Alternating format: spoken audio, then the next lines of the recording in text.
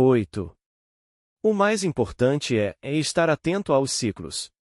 Devemos lembrar que quase tudo é cíclico. Mesmo tendo algumas poucas certezas, sei que as seguintes afirmações são verdadeiras, já ao final, os ciclos sempre prevalecem. Nada caminha para sempre em uma só direção. As árvores não crescem até o céu. Poucas coisas chegam a zero. Quase nada é tão perigoso para a saúde dos investidores quanto a insistência em extrapolar os eventos atuais para o futuro. Quanto mais tempo passo no mundo dos investimentos, mais aprecio a natureza cíclica de tudo. Em novembro de 2001 dediquei um memorando inteiro ao assunto. Eu o chamei de A You Can't Predict. You Can Prepare, a você não pode prever. Você pode se preparar, tomando emprestado o slogan publicitário da companhia de seguros Mass Mutual Life, pois concordo plenamente com o tema abordado. Não temos como saber o que ocorrerá no futuro, mas podemos nos preparar para as eventualidades e reduzir suas repercussões. Nos investimentos, assim como na vida, poucas coisas são garantidas. Valores podem evaporar, estimativas carregam a possibilidade de erro, circunstâncias se modificam e há coisas certas a transformam-se em incertas. No entanto, podemos confiar em dois conceitos. Regra número 1, e a maioria das coisas se comportará de maneira cíclica. Regra número 2, e algumas das maiores situações de ganhos e perdas ocorrem quando as pessoas se esquecem da regra número 1. Poucas coisas se movem em linha reta. Há expansão e, depois, retração. Tudo vai bem por um tempo, e depois vai mal. A expansão pode, inicialmente, ocorrer de forma rápida e, em seguida, desacelerar. A retração pode surgir gradualmente e, depois, atingir seu pico. Mas o princípio subjacente é que tudo passa por ciclos de crescimento e declínio, ascensão e queda. Isso também vale para as economias, os mercados e as empresas, períodos de ascensão e queda. A razão básica para o comportamento cíclico do mundo é o envolvimento dos humanos. As coisas mecânicas podem seguir uma linha reta, o tempo avança de forma contínua, o mesmo pode fazer uma máquina sempre que estiver adequadamente alimentada. Mas os processos da história e da economia envolvem pessoas, e, quando há pessoas envolvidas, os resultados passam a ser variáveis e cíclicos. Acredito que a principal razão para isso é que nós, seres humanos, somos muito mais emotivos e inconsistentes do que estáveis e analíticos. Fatores objetivos certamente desempenham um papel importante nos ciclos, fatores como as relações quantitativas, os eventos mundiais, as mudanças ambientais, os progressos tecnológicos e as decisões corporativas. No entanto, são as respostas psicológicas a esses fatores que fazem os investidores reagirem de forma exagerada ou apática e, assim, determinam a amplitude das flutuações cíclicas. Quando as pessoas se sentem bem com sua situação atual e otimistas com o futuro, seu comportamento é fortemente impactado. Elas gastam mais e economizam menos. Tomam emprestado para aumentar seus prazeres ou seu potencial de lucro, mesmo que isso torne sua situação financeira mais precária. É claro, conceitos como precariedade são esquecidos em períodos de otimismo. E se mostram dispostas a pagar mais pelo valor atual ou por uma parte do valor futuro. Tudo pode mudar em apenas um segundo. Um dos meus cartoons favoritos mostra um comentarista de TV dizendo a tudo que foi bom para o mercado ontem não é bom para ele hoje. Os extremos dos ciclos são, em grande parte, resultado das emoções e fraquezas das pessoas, de sua falta de objetividade e suas inconsistências. Os ciclos se autocorrigem, e sua inversão não depende necessariamente de eventos exógenos. Eles se invertem, em vez de continuarem para sempre em linha reta, porque as tendências criam motivos para sua própria inversão. Por tudo isso, gosto de dizer que o sucesso carrega dentro de si as sementes do fracasso, e o fracasso, as sementes do sucesso. O ciclo do crédito merece uma menção muito especial por sua inevitabilidade, extrema volatilidade e capacidade de criar oportunidades para os investidores atentos a ele. De todos os ciclos, este é o meu favorito. Quanto mais tempo me envolvo com os investimentos, mais impressionado fico com a força do ciclo de crédito. É preciso apenas uma pequena flutuação na economia para produzir uma grande flutuação na disponibilidade de crédito, gerando grande impacto nos preços dos ativos e, por fim, novamente na própria economia. O processo é simples. A economia entra em um período de prosperidade. Os provedores de capital prosperam, aumentando sua base de capital. Já que há poucas mais notícias, os riscos associados aos empréstimos e investimentos parecem ter diminuído. A aversão ao risco desaparece. As instituições financeiras começam a expandir seus negócios, ou seja, a oferecer mais capital, e competem por fatias do mercado, reduzindo os retornos exigidos, por exemplo, cortando as taxas de juros, reduzindo os padrões de crédito, oferecendo mais capital para uma determinada transação e flexibilizando seus contratos. Em seu extremo, os provedores de capital acabam financiando mutuários e projetos que não mereceriam financiamento. Segundo um artigo publicado na revista The Economist, os piores empréstimos são concedidos nos melhores períodos.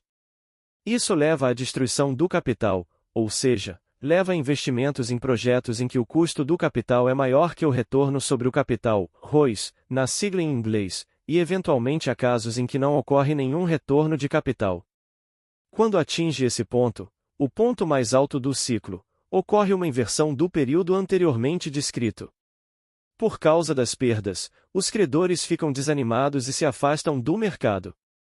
A aversão ao risco aumenta e, com ela, as taxas de juros, as restrições ao crédito e as exigências contratuais.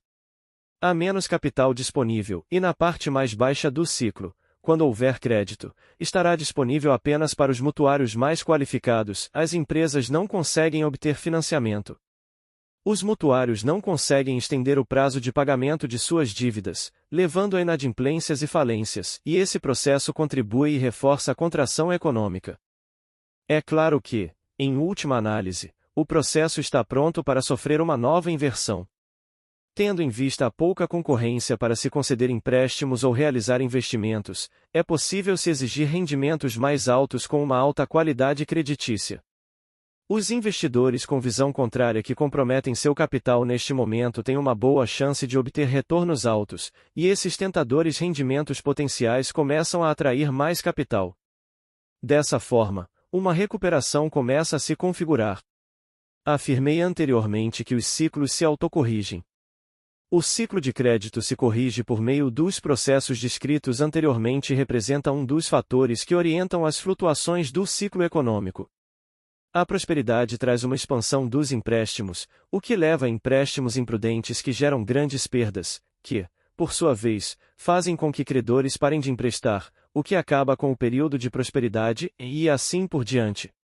Na próxima crise, olhe ao seu redor, você provavelmente encontrará alguém disposto a emprestar. Os provedores de capital extremamente permissivos costumam ajudar e instigar as bolhas financeiras. Há inúmeros exemplos recentes em que o crédito fácil contribuiu para crescimentos econômicos seguidos de crises famosas, crise dos imóveis entre 1989 e 1992, dos mercados emergentes entre 1994 e 1998, da gestão de capital de longo prazo em 1998, da indústria cinematográfica em de 1999 a 2000, dos fundos de venture capital e empresas de telecomunicações entre 2000 e 2001. Em cada uma delas, credores e investidores ofereceram muito dinheiro barato, resultando em crescimento excessivo e perdas dramáticas. No filme Campo dos Sonhos, dizem a Ray Kinsella, personagem de Kevin Costner, se você o construir, eles virão. No mundo financeiro, quando alguém oferece dinheiro barato, as pessoas tomarão emprestado, comprarão e construirão, muitas vezes de forma indisciplinada e com consequências muito negativas. Note que esse memorando, escrito há quase 10 anos, descreve perfeitamente o processo de surgimento da crise financeira de 2007 a 2008. Não foi nenhuma capacidade de prever o futuro que me permitiu escrever o texto, foi apenas a familiaridade com um ciclo subjacente interminável. Os ciclos nunca deixarão de ocorrer. Se existisse um mercado completamente eficiente, e se as pessoas realmente tomassem decisões de forma racional e não movidas pelas emoções, talvez os ciclos, ou pelo menos seus extremos, deixassem de existir. Mas isso nunca acontecerá. As economias verão períodos de crescimento e de declínio à medida que os consumidores aumentam ou diminuem seus gastos, respondendo emocionalmente a fatores econômicos ou eventos exógenos, geopolíticos ou de ocorrência natural. As empresas continuarão esperando por um futuro brilhante durante o ciclo de expansão e, por isso, ampliarão instalações e estoques de maneira excessiva, o que se tornará oneroso quando a economia entrar em declínio. Os provedores de capital serão muito generosos quando a economia estiver indo bem, apoiando a superexpansão com dinheiro barato, e, então, eles puxarão as rédeas com força quando o cenário deixar de parecer tão positivo. Os investidores supervalorizarão as empresas quando elas estiverem indo bem e as subvalorizarão quando as coisas ficarem difíceis. E, ainda assim, a cada década, mais ou menos, as pessoas dirão que os ciclos acabaram. Ou elas acreditam que os períodos bons nunca terão fim ou que as tendências negativas não podem ser controladas. Nesses momentos, elas falam sobre a ciclos virtuosos ou a ciclos viciosos a que se retroalimentam e continuam para sempre em uma direção ou outra. Caso em questão, no dia 15 de novembro de 1996, The Wall Street Journal publicou uma reportagem sobre um tema que vinha se transformando em consenso. Segundo o jornal, havia uma concordância geral de que os grandes ciclos econômicos negativos haviam chegado ao fim. Alguém se lembra de um ambiente econômico estável e sem ciclos desde então? O que explicaria a crise de 1998, a recessão de 2002 e a crise financeira de 2008, a pior recessão desde a Segunda Guerra Mundial? A crença de que os ciclos acabaram exemplifica uma maneira de pensar com base na premissa perigosa de que a desta vez é diferente. Essas 4 palavras devem amedrontar, talvez sugerir uma oportunidade de lucro, quem entende o passado e sabe que ele se repete.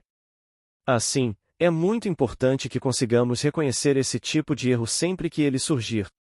Um dos meus livros favoritos é um pequeno volume, publicado em 1932 intitulado OIE, uma compilação da sabedoria de empresários e líderes políticos antes da crise de 1929. Parece que, mesmo naquela época, os especialistas previam uma economia sem ciclos. Nossa prosperidade atual não será interrompida. Myron E. Forbes, presidente da Pierce Arrow Motor Car Company, 1º de janeiro de 1928. Não posso deixar de levantar uma voz dissidente às afirmações de que a prosperidade neste país vai necessariamente diminuir e recuar no futuro. H. Simons, presidente da Bolsa de Valores de Nova York, 12 de janeiro de 1928. Estamos apenas no início de um período que entrará para a história como a Era de Ouro. Irving T. Bush, presidente da Bush Terminal Company, 15 de novembro de 1928.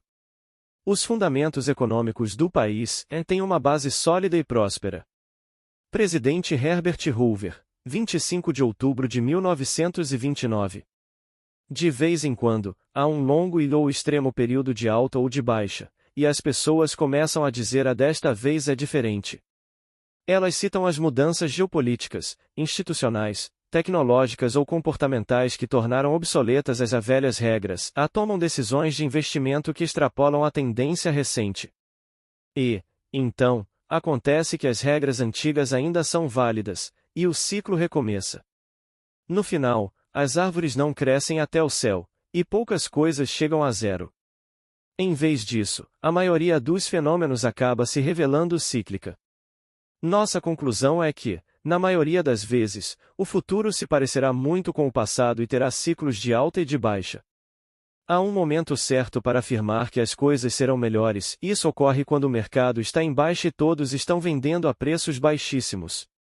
Entretanto, quando o mercado está em níveis recordes, é perigoso tentar impor uma racionalização positiva que, no passado, nunca se mostrou verdadeira. Mas isso já foi feito antes e será feito de novo. Ignorar ciclos e extrapolar tendências é uma das coisas mais perigosas que um investidor pode fazer. As pessoas geralmente agem como se as empresas que estão bem hoje fossem continuar assim para sempre, como se os investimentos que hoje são bons fossem permanecer bons, e vice-versa. Em vez disso, o oposto é o que tem mais probabilidade de ser verdade. Quando os investidores novatos veem esse fenômeno ocorrer pela primeira vez, é compreensível que aceitem que algo que nunca tenha acontecido antes, a cessação dos ciclos, possa acontecer. Entretanto, Quando testemunham isso pela segunda ou terceira vez, esses investidores, agora experientes, deveriam perceber que os ciclos nunca deixarão de existir e transformar esse entendimento em uma vantagem. Da próxima vez que você for abordado por alguém com uma proposta de investimentos com base na previsão de que os ciclos vão deixar de ocorrer, lembre-se de que essa é, invariavelmente, uma aposta perdida.